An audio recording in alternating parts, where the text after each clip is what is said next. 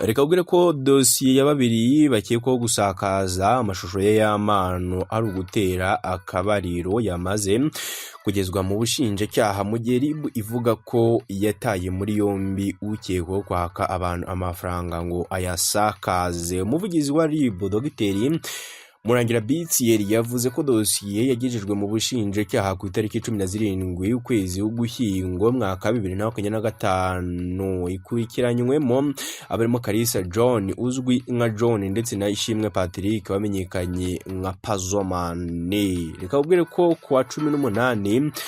Ugushyingo umwaka 2025 RIB yataye muri yombi witwa Ishimwe François ukekwaho kwaka abantu amafaranga kugira ngo abasangize amashusho y'amano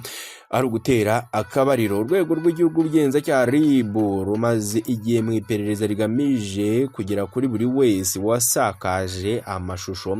y'amano ari ugutera akabariro n'umukunzi we witwa Uwineza Diane. Reka ubwire ko nyuma y'iki kirego cyatanzwe kuwa 9 Ugushyingo mwaka 2025 Ishimwe Patrick uzwi nka Pazomane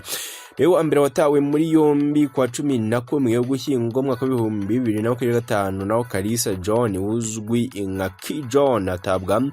muri yombi ku itariki 14 Ugushyingo mwaka 2025. Reka ubwire ko Dogiteri Murangira Bitsiyeri yagaragaje ko hari urubyiruko rusigaye rwifata amashusho bari mu bikorwa by'urukozasoni birimo no gukora imibonano mpuzabitsina, ariko ugasanga harimo abagize uburangare bwo kuyabika kure cyangwa ugasanga barahererekanya bityo byamara kujya hanze ugasanga baritana ba mwana birengagije ko ari bo ba nyirabayazana.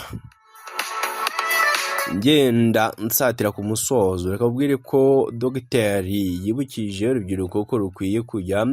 rwenda kuba abanyirabayazana b'ibisebo rubwa gutakarizwa icyizere no kugaragara nk'ibyomanzi muri sosiyete yacu, kuko ibituma bagaragara gutyo harimo no kuba basohora amashusho y'urukozasoni.